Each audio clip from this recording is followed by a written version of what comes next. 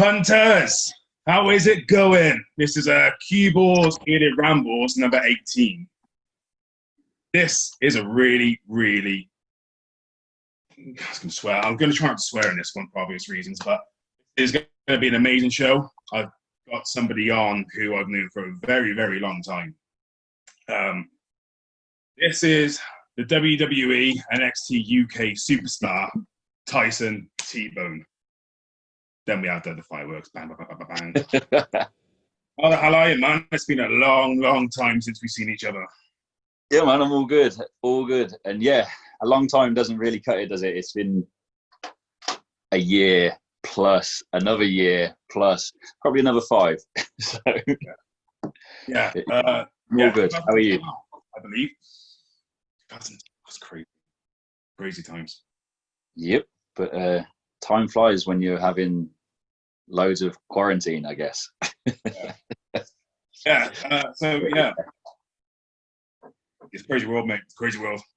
Yeah, it is. It is. So should we get into the questions? Go for it. Sat Right. here ready and waiting. Good, man. So when anybody ever comes on, I always like to ask how and why they got into the wrestling business. So that is my first question to you, T-Bone. For me, it's probably a bit different to everyone else. Mine was a bit more by accident, by a bit of stupidity. I've been doing boxing for a while. I've been doing banger racing for years. And then stumbled across this place where it was like, they do wrestling training. Yeah, kind of went to a couple of sessions and thought, let's see what happens. And found it was some really thin blue crash mats on a gym floor in a school, and bizarrely enjoyed it. I don't know why. But yeah, at the time, I still can't figure out what I enjoyed about it at the time. But yeah, I did, and then went back, and then the rest, as they say, kind of became everything else. Yeah. The rest became history. Thanks, man. Crazy, isn't it? How because naturally, our bodies shouldn't be doing what we do, and what you do at a professional level. But it's one of them things we just enjoy doing it, I suppose. We shouldn't be taking these back bumps or these front bumps. We should be putting our bodies through it. But for some reason, it's like, that was cool. How? So we just continue to do it. It's weird. It's just one of them weird things. I've always said wrestling is like an addiction. So yeah. You try, if you've had a few years in the business and then you decide that you want to take a few months off or whatever, but you just can't because it's an addiction. You need to go back and you need to do them bumps. You need to have all that. Sorry? Don't know about that bumps part. I get what you mean, but I don't know about the bumps part. That bit hurts now. So. But it's different for everybody, and I suppose, me personally, I enjoy taking the bumps. That sounds. I also love having the interaction with the crowd. That's one thing I will always love about wrestling, is having that interaction with the crowd. And I don't know, it's just one of the things. Wrestling is just a weird thing to do, I suppose. Yeah, definitely. And like you said about it being an addiction, it is like an addiction. It's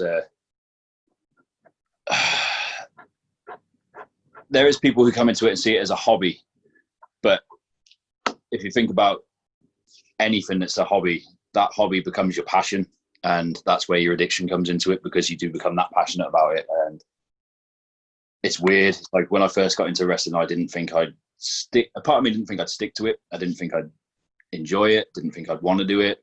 Thought my body was too battered before I'd even got into it to be able to do it to any level. Like, my back's been pretty screwed for about the last 25 years. And still, suddenly you start, like you say, that heroin needle goes in and you're like, oh man, when's the next one coming? When's the next one coming? When's the next one coming? And then before you know it, you're that addicted that every day you're like, let's watch something, let's try something, let's think about something, let's write something down. The next time I get to do this, I want to do this. The next time I get to go here, I want to try and do this. And yeah.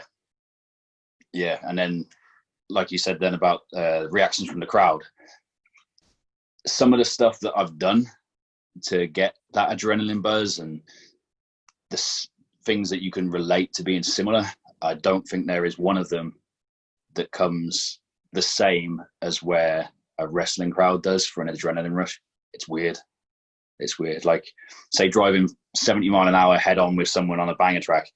Yeah, that gets those brain juices flowing and your adrenaline pumping harder than you'll probably ever get it to pump. But then still the adrenaline from someone sitting there appreciating what you're doing is a whole different level. Yeah, definitely. It's just the reaction, isn't it? Yeah. Obviously, we do this and all that. But it's more of an entertaining kind of sport now, and everything wrestling does revolve around a reaction nowadays. Yeah. That's my opinion. This is why I prefer doing crowd work over doing all the high flying, technical, flippy stuff. That's just me, Come on, admit it. You're the same as me. You just can't do it. Yeah, but for anybody actually knows me like yourself, then cheers. No, don't get me wrong. I can do all of that stuff too. Honest, I just don't because I prefer the crowd work part. So he gets me in that rich lark. It's like, get out of it, mate. Can't swear. I can't swear. I'm not going to swear. There we go. Anyway, so that was how you got into wrestling. So I want to know what your first year of wrestling was like. For the people who are going to be watching this, who will just get into wrestling, I think this would be a good chance. Somebody like yourself, speak about your first year in wrestling.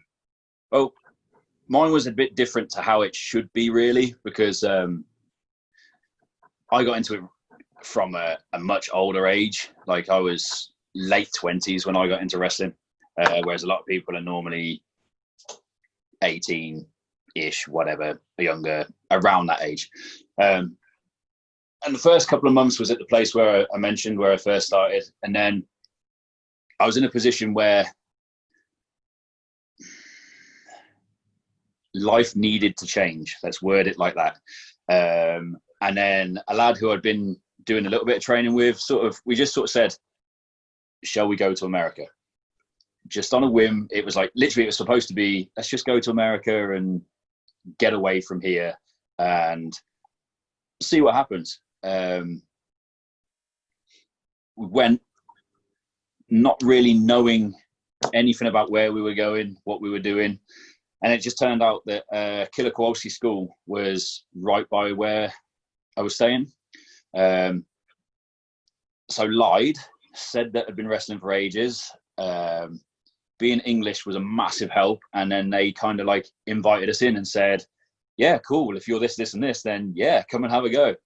Upon turning up and realizing, oh dear, their level is here and my level is underneath their shoes somewhere. And the first couple of weeks were very eye-opening in respects of, I don't want to say that I was taught wrong, because I wasn't taught wrong. I was just taught how the person knew, which is just very different to how you were taught there. And the first 2 weeks was like, to me, was a real eye-opener in respects of, it can't now because of how life is, but the first 2 weeks I was literally just pretty much beat up. And I learned more in the 2 weeks getting beat up than I think I learned in the next month of not being beat up and actually showing stuff. I appreciated it so much more. And sadly, I think, I don't want people to get beat up, but I think hard training is definitely what is still needed, because it instills a different mentality on you. It helps you with so much that you don't even realize. I mean, it still happens in boxing. It still happens in Muay Thai. It still happens in Brazilian Jiu-Jitsu. It still happens in everything else. Just for some reason, because wrestling's classified now as entertainment, there seems to be a line that you're not allowed to cross over anymore, and it's a shame. Yeah. Anyway, that veered off a little bit. Sorry. So then I did that there, and then came back here. And upon coming back here, I knew that I didn't want to go back into being my normal job. I just was like, okay, the addiction had kind of got on hold of me over there. And I was like, even though I knew I hadn't really got a great deal of experience, I hadn't got a clue what I was doing, I had this big advantage still, that I was old, which meant I was a wise head, supposedly. Wouldn't necessarily say I was, but wiser than a lot of people.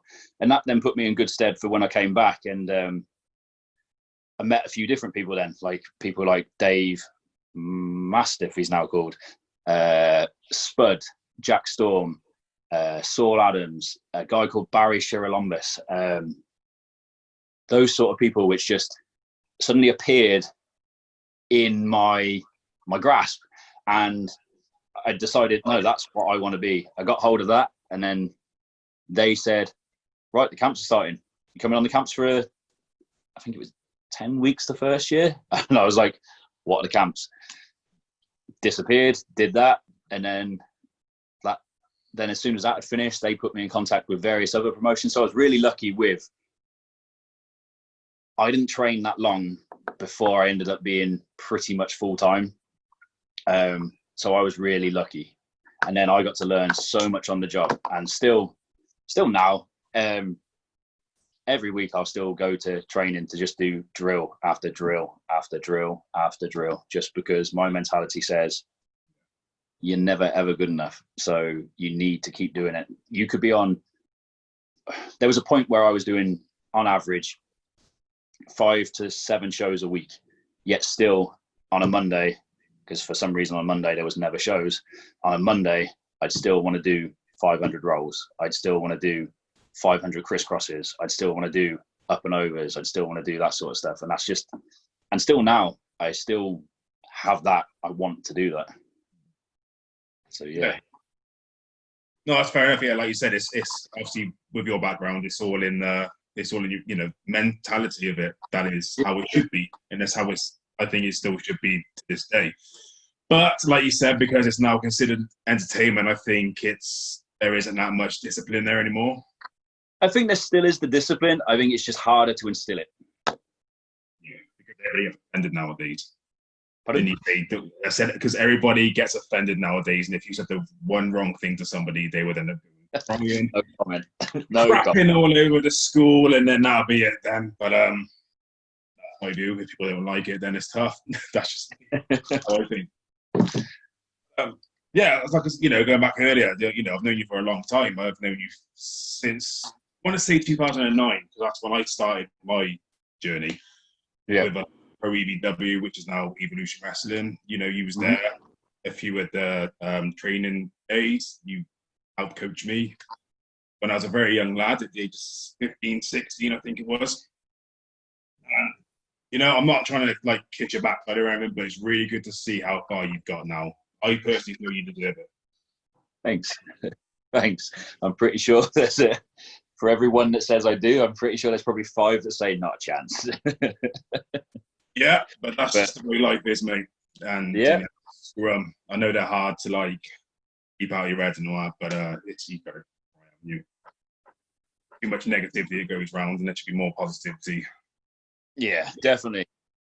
Something that that comment right there, that's something that's touched me a lot recently about negativity and positivity, and how it actually affects you when you're surrounded by negativity for so long, how that mentally affects you and where it puts you in a bad place. And as daft as it sounds from a male's perspective, actually admitting that that's an issue and a problem, I always thought it would make me weaker to admit it. Nah, not anymore. I want to embrace it now. I want to embrace the fact that positivity is key to life. And if anyone ever feels that they're stuck in a rut or stuck in a negative space, then they should always, no matter, they could be as hard as Bassi, because Bassi to me is the hardest person I've ever met, and I'd never ever want to get in a fight with him. They could be him. And even if he turned around and went in his strong Murphy, gonna kick your head in accent, I'm broken, I need a friend, I need your shoulder to cry on, in a completely queer way that Bassi would love. I'd be there for him, and I'd say to him, don't be ashamed of it, don't be scared of it. And every single person that, if only one person was to listen to this and think, okay, maybe I'm going to listen to him and think, if he can do it, then I can do it. And I think people should actually realize that positivity is key to life. That's it. There you go. There's a wrestling podcast that goes into mental health for you. That's good. No, that's cool as hell, because I wanted to try and get that in here somewhere, actually. Yeah. I mean, from what everybody sees in wrestling, they all think it's sunshine and lollipops, right? But the reality of wrestling is it's not, because it affects you mentally. because like you said a minute ago, you always doubt yourself. You are your own worst critic. Yep. Obviously, I know I'm nothing good compared to you, but even I still look at my matches and think, damn, I could have done some. Or I beat myself up about a good week, I think, at least, until I sort of get over it and think, well, you know what? I get booked again. I can improve myself. I can do this better, blah, blah, blah, blah, blah. And yeah, again, with the mental health, just because you're a man, you should not be ashamed that to speak out. And the more people that speak out, including men, the better. Yeah, the more it make men realise that they can. Yeah. And this is something I promote on my page is mental health. You know, I think, like you said, if somebody sees this or somebody sees my post, they think, well, if he's speaking about it, maybe I feel like I'm speaking about it. And that's something I try to encourage. Yeah. Which is great. Yeah. Mental health is I don't know, you can't put it into words. It's different for everybody. Yep. Yeah. It's draining. Yeah, definitely. Exhausting. Yeah, definitely. Right. So let's go on to the next question before this gets down in the dumps.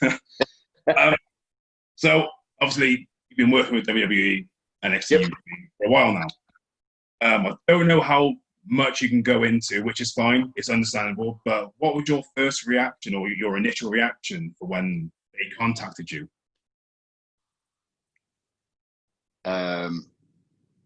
This will be the one time I do swear. I think I literally sat there and it was William Regal who called me, and he doesn't like swearing. Yet I'm still 100% convinced that my answer was, oh shit, really? This is fucking happening? And yeah, and I still didn't, a part of me, because like the first time I'd ever had any contact was 10 years before actually getting signed. And I'd been told some things then that sat in my head that made me think it was something that would never ever happen.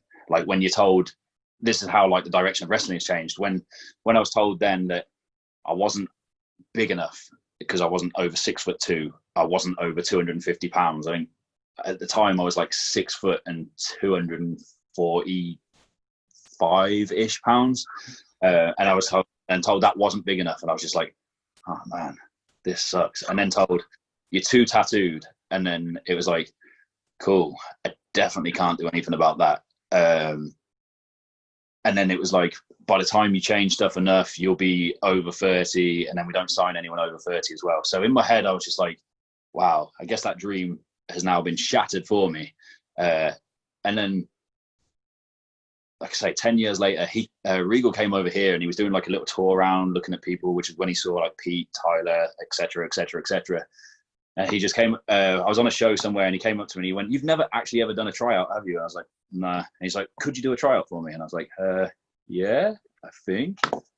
Not thinking anything would come of it. Still didn't think anything of it. And it was like, literally, we did the tryout. And then maybe 2 days later was when I had that phone call saying, look, this is the idea. This is where we're going to go with it.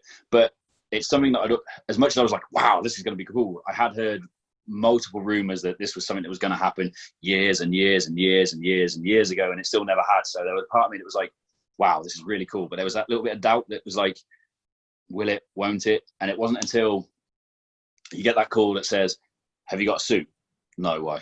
Well, can you go and get a suit? We need you in London. We're doing this photo thing at the O2.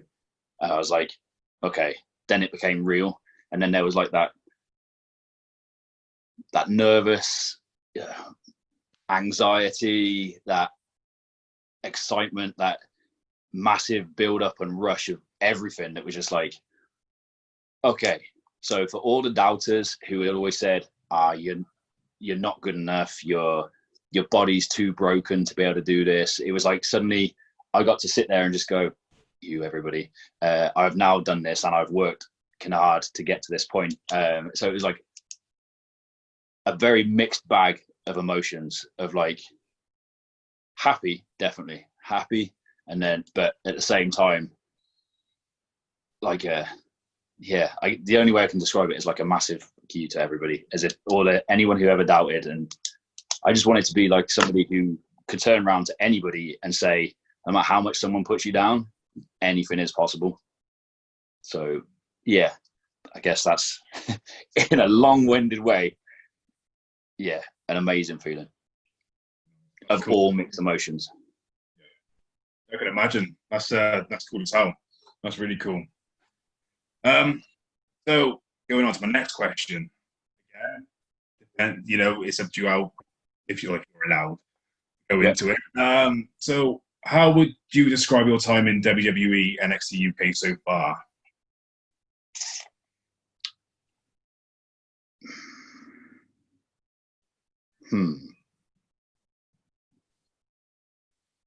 Appreciative in respects of I'm there. Yeah. Frustrating sometimes when you feel you want to do more. I don't mean in respects of I want to be NXT UK champion, because no, that's something throughout my entire career that hasn't been like a thing that I've always wanted. I've never really wanted titles places. Anywhere that's ever given me a title, I appreciate it, and 100% that they trusted me enough to be that person, but it's not something that I've ever really gone in anywhere and thought, yeah, I need to be this, I need to be this. It's just there. To me, I'd sooner be the opener of every show. I'd sooner be that guy. I'd sooner be the guy that's Mr. Reliable, that you can say, okay, so say for an example, NXT UK. So all of a sudden, and I'll use Walter just because he's the biggest one there at the moment.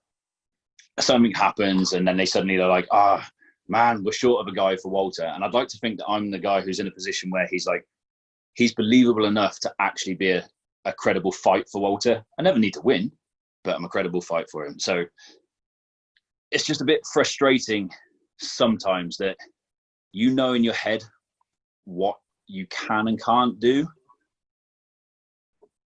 yet sometimes you can't go it.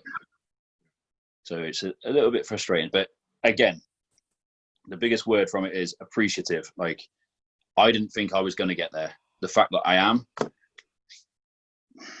every day is a blessing. Every day that I'm there is just a blessing that I'm still signed, because that dream can end at any point. And especially with everything that's going on during the COVID-19 situation as well, it's good that you still got a contract with them. Yeah.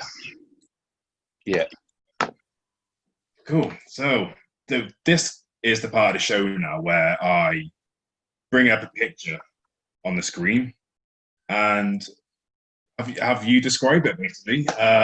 Right. So let's try it. I still need a name for it. I keep calling it Picture Time, but it sounds like a CBBC channel thing. I need to really think of a name for it because I'm just as encouraged. Well, depending on what the picture is, depends on what I call it for you. Yeah. Well, okay, yeah, fair enough. Right. Let's see if this works. It sometimes doesn't work, but if it doesn't work, I will just pop the picture up on the screen somewhere. So here we go. Can you see that? Yeah. Go on then, let's hear about it. What do you want to know? Well, I just want to know everything's going on through your head. Just at this point? Yeah, at this so this day and this point is still to this day, no matter what WE, no matter what anything, that show is the show that means most to me and dearest to me.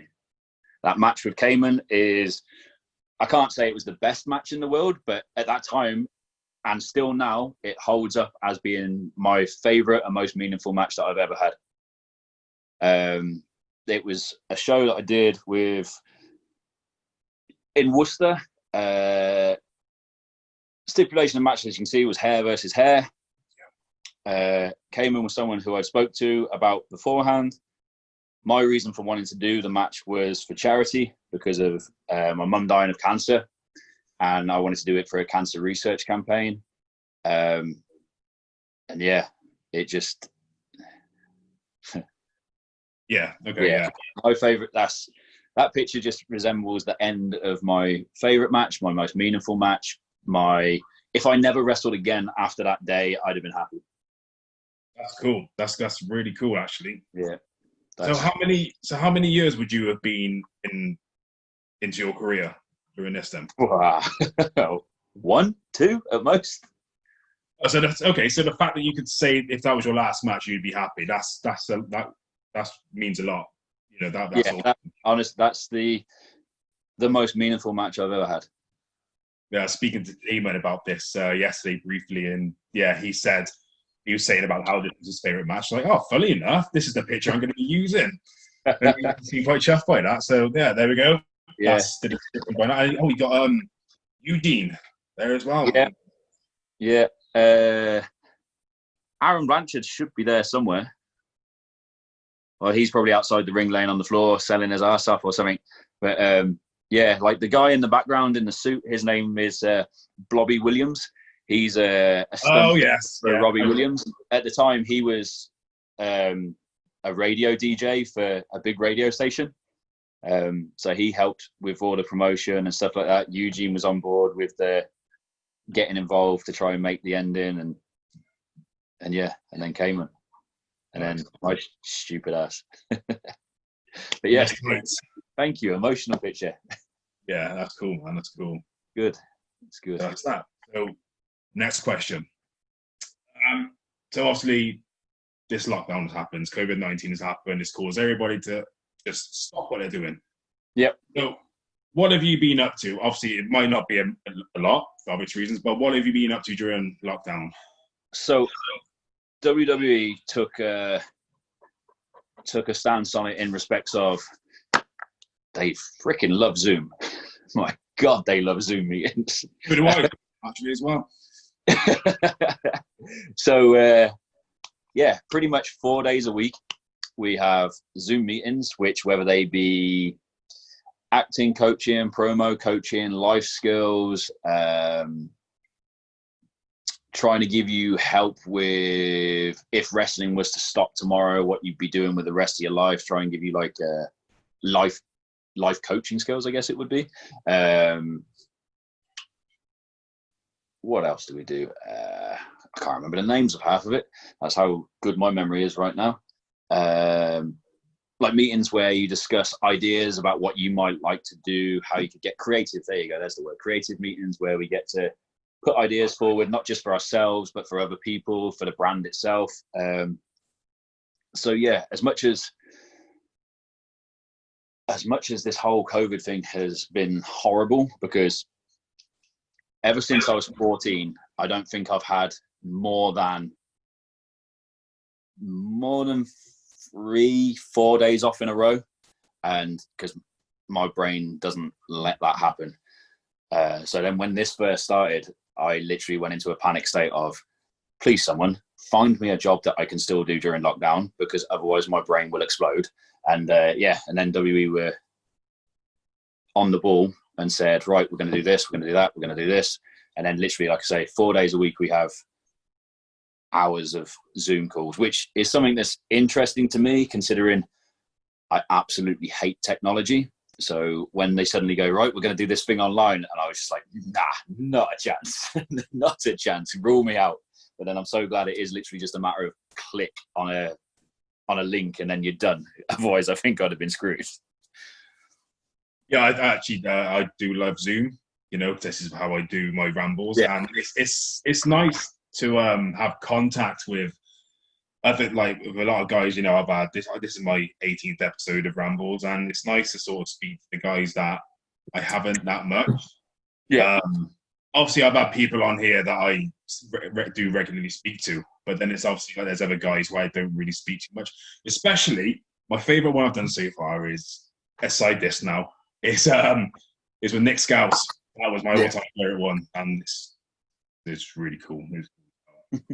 See, I hear all these names, and it just takes me back to great places. Like Celtic was like one of the first places where I ever got an opportunity to do anything, and I'll always be grateful to that place. I miss that place. That place was fun. As much as I probably annoyed Cayman, annoyed Bassie with my swearing, I can remember one show in Fuckaroo where I don't know how I wasn't murdered for various things, opening my stupid mouth.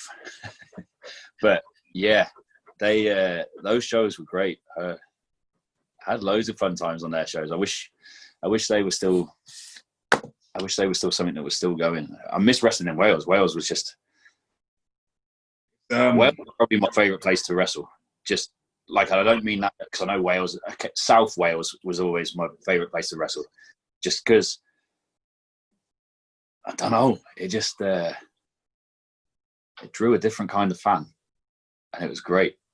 Yeah, especially up in the valleys as well. That's where you get your. I can't really say what they are for obvious reasons, but you get your different type of crowds up there. Yeah.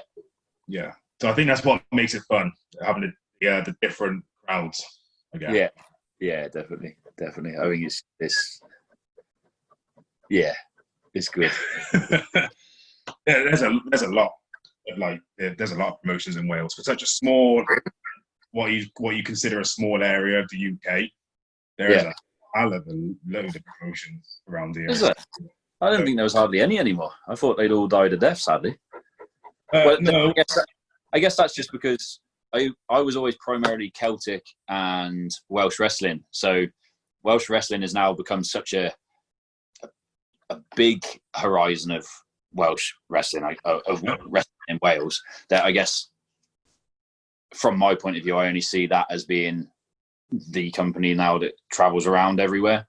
Yeah. Just with how many shows they put on, and I guess being that bit further away, you don't always get to hear about all these other shows, sadly. Yeah, well, Welsh wrestling, they do run Wales, and I live that they do. You know, because you got your Dragon Pro, you got your Exposure Wrestling, Slam Masters Wrestling, BTW, which is Valley Championship Wrestling, Slam Masters Wrestling, Exist Pro. There's just so many. It's just, wow. There's more. There is more than that. Then there's a couple going to be coming out after lockdown as well. A couple of guys I speak to. There's going to be about 2 or 3 more coming out. Wow. Who knew? There's probably loads in the UK that I just don't know about, but I know a lot the promotions in the UK. But it's crazy how many there is. Crazy. No, didn't know. Guess I'm going to have to travel to Wales some more. I think you might have to. Annoy some people. Yeah. Which would be good because then maybe me and you could have a match. I don't know. Yep. You know, instead of being in a 6-man tag together, we could actually have a one-on-one. I mean, Yeah, that works for me. Yeah, definitely.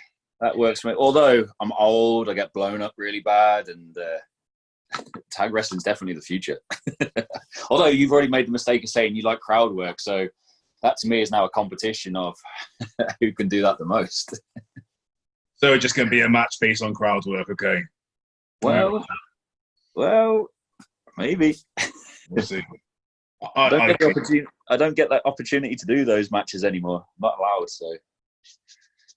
I'm pretty sure if there was a TV camera and I suddenly started going, I'd soon get told, doors over there, lad. Thanks. It's just the thing to do, I suppose. You know, it's the easiest thing to go. What are you going to do? Clap? Oh, everybody's clapping. Hey. Yeah. The battle of the crowd work. I think that should happen. Battle of the crowd work. Me and you in a tag match. How you're getting on. Right, so we're going to go on to my last question, unless I think of something else, because I haven't got them wrote down. I want to know, aside of your accomplishments after getting into WWE NXT UK, what else would you say is the greatest accomplishment for you out of your whole career?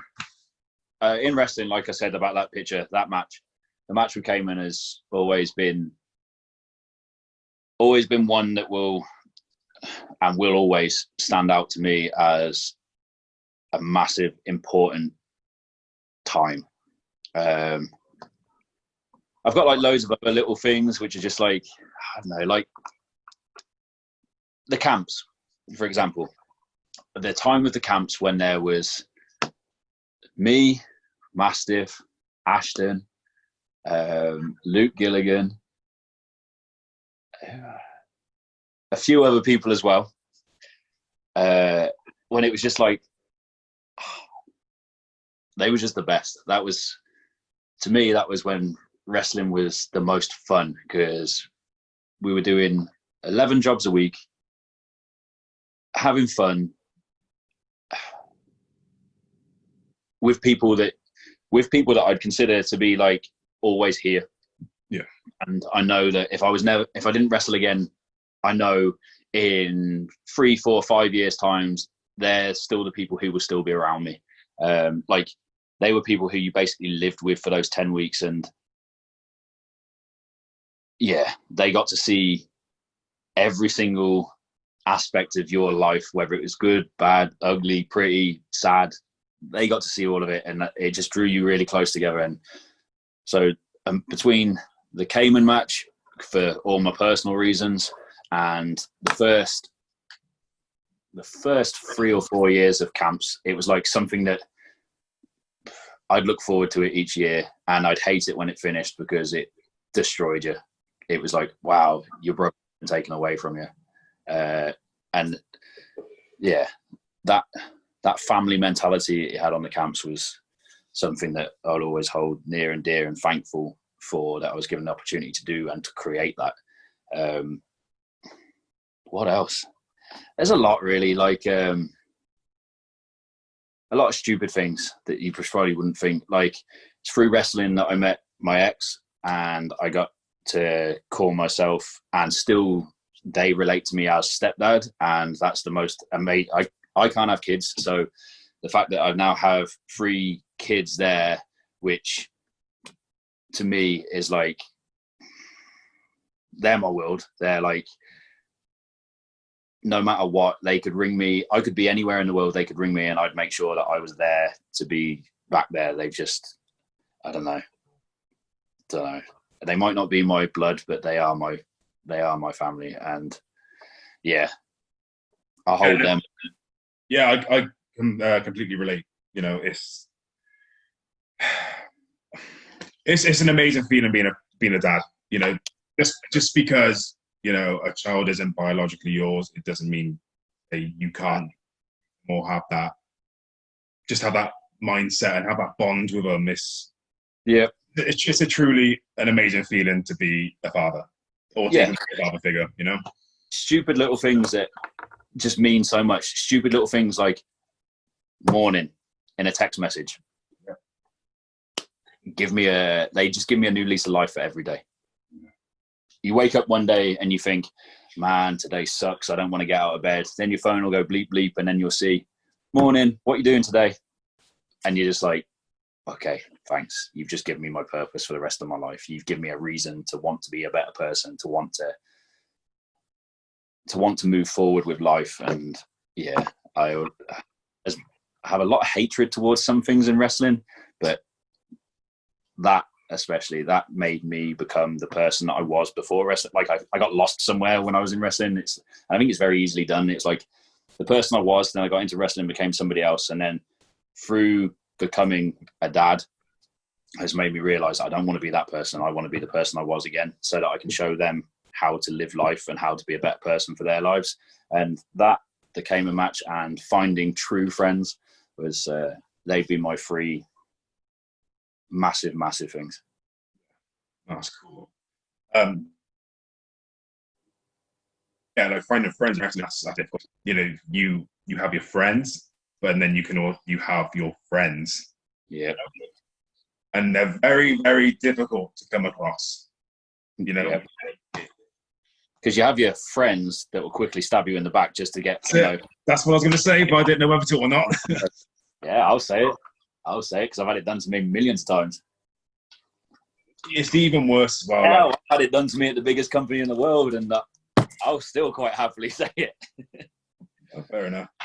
I mean, the thing that annoys me about having friends in business is, so in my experience I've been a promoter, as you know, and the amount of people that will lick your ass pretending to be a friend just so they can get that booking, you know. Yep.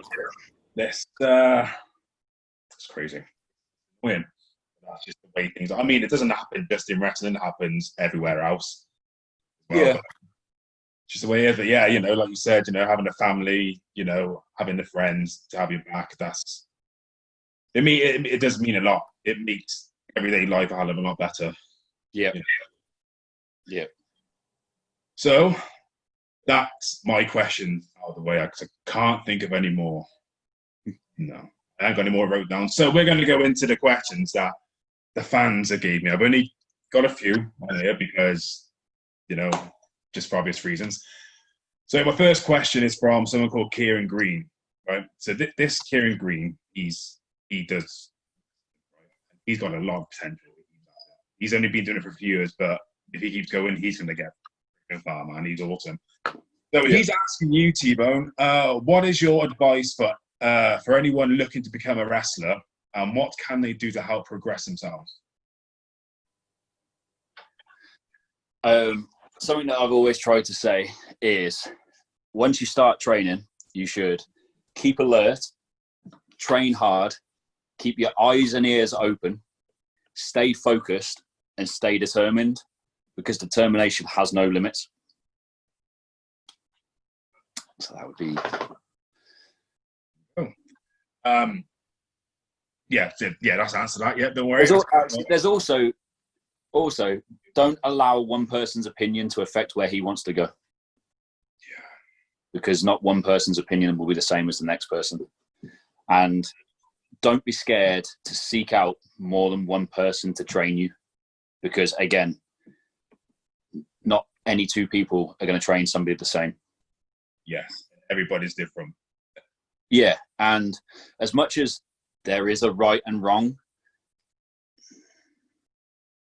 there's a fine line about what actually wrong is. I mean, as long as you're working your left side, I guess it's kind of right. See, I don't even agree with that. I'll often work a right side just to throw people off. But yeah, I kind of have that habit as well, I must admit. But no, just don't always think that just because one person's saying, "Oh, you're doing this wrong, you're doing this wrong, you're doing this wrong," doesn't necessarily mean you're doing it wrong. I think wrong's a very bad word in wrestling. There's just ways that potentially you can do it better. Yeah. Which doesn't mean wrong. You could be doing it right, just stick an extra little twist on it or change your face with it, and it will just mean so much more.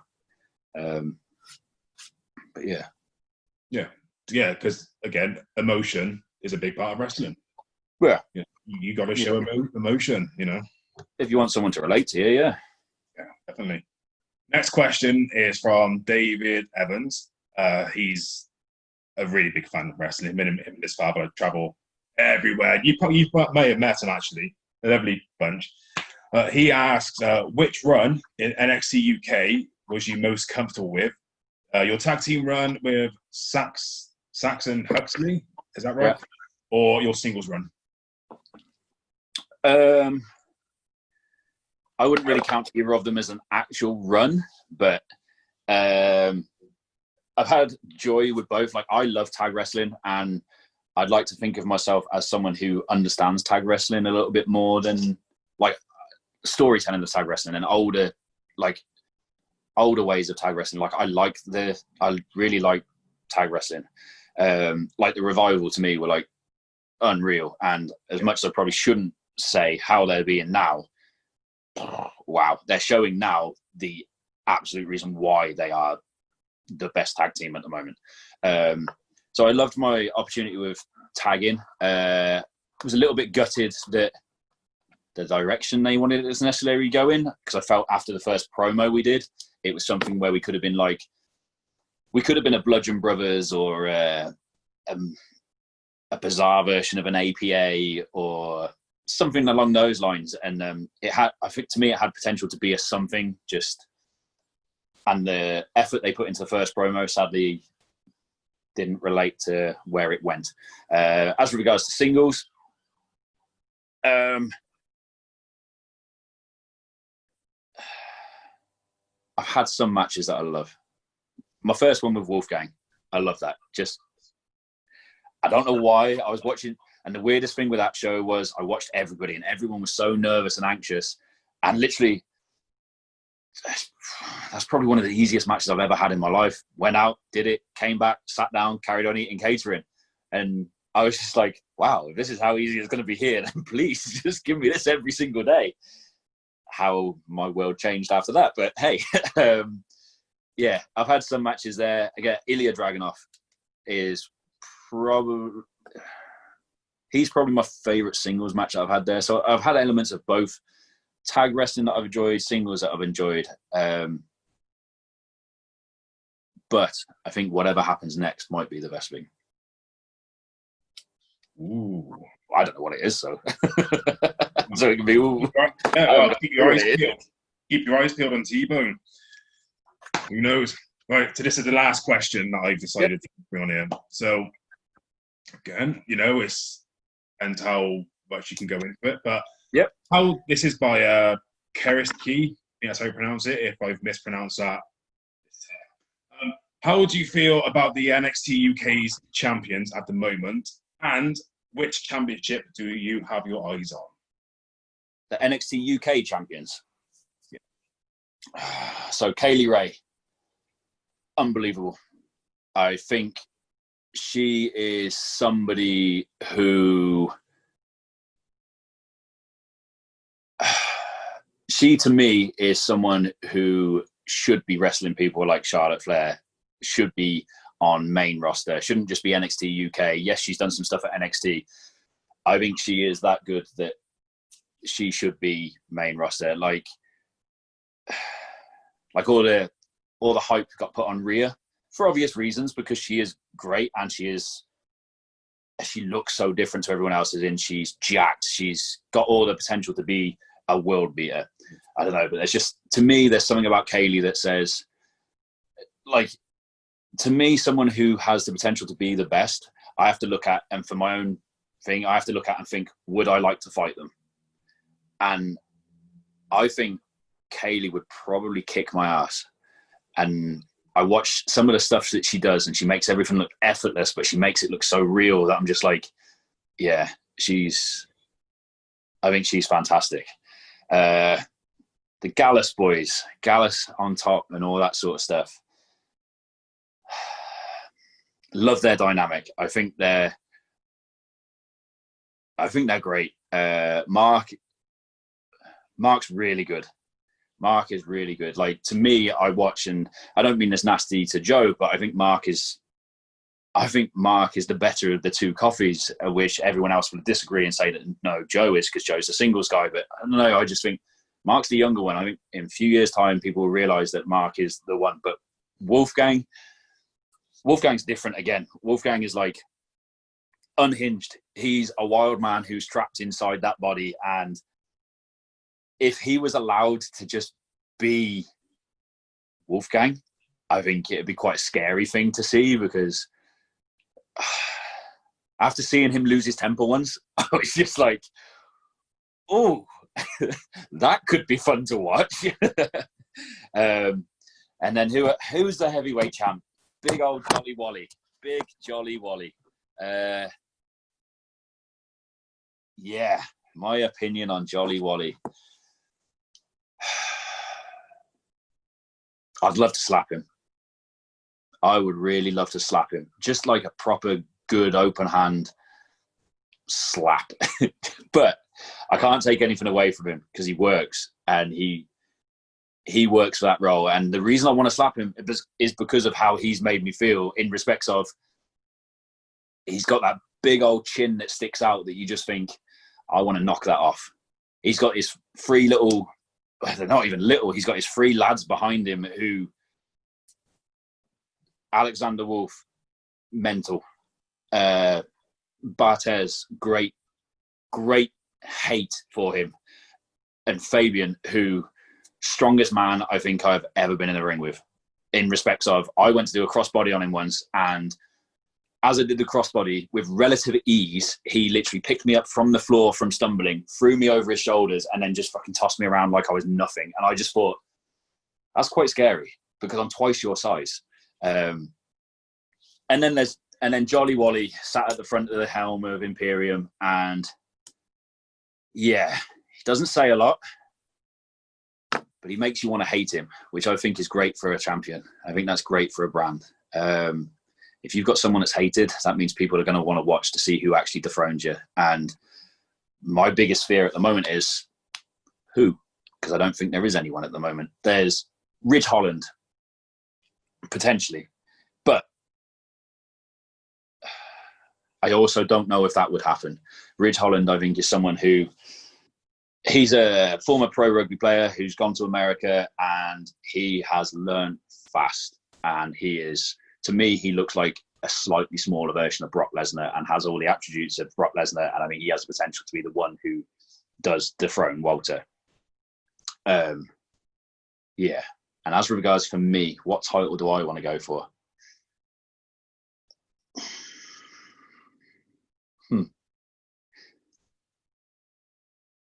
As much as I'd love to slap Walter, I don't know.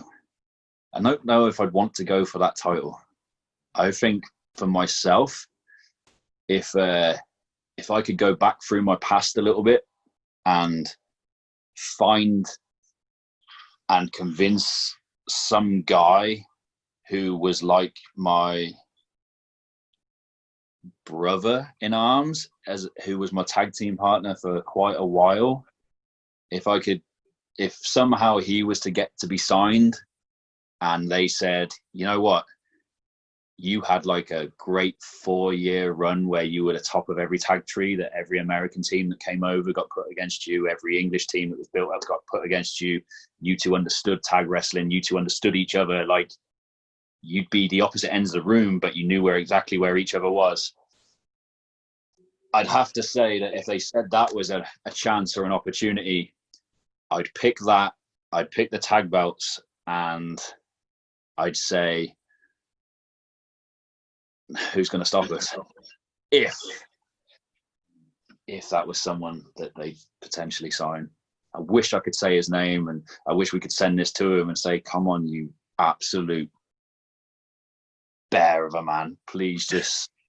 I think I know who you're referring to, but I'm going to ask you after just to make sure I'm right. There we go. So that concludes CueBall's Bearded Rambles. We've done the questions, you've got the answers, and yeah. So this has been amazing. This has been really freaking awesome, man. So thank you very much for coming on. Thank you. I wish you all the best in your time in there. No. See, there we go. I told you I was going to mess up at some point. I wish you all the best in your run with WWE NXT UK. I hope, maybe you're going to have that tag team belt one day. One day, maybe. Oh, one other question. Just, about me, right? Okay. Kind of. So obviously I'm in a tag team called Jaren Scare right now. Yeah. If you could find an opponent, would you want to face us? I mean, find a partner. Yeah, what did I say? Opponent. Yeah, see, this is what I mean. I just mess up all the time. If you could find a partner, would you want to face Jaren Scare? Because we're like, we're fans for two promotions, I kind of think that's a lot about us. Yeah, man. Kind of thing. Oh, yeah, man. I've got no quibbles with going against anybody. You could be someone who I absolutely hated, and I'd still do business. That's cool. To me, personal opinions aside on anybody, this doesn't mean I hate you, by the way, but this is just a last thing. Personal opinions aside of anybody, you should be able to wrestle with. If a promoter comes to you and says, Bone, I want you to go against your worst enemy, and I want you to have a 20-minute match that has this in it, this in it. If the pair of you can't do that, then you shouldn't be in this job. If personal vendetta comes into matches, if personal vendetta comes into trying to ruin someone's career, then you're the words that I'm not allowed to say. I agree. 100% agree. I'm someone who, I appreciate anybody that says they want to wrestle me. I will want to wrestle them even more if they ask to.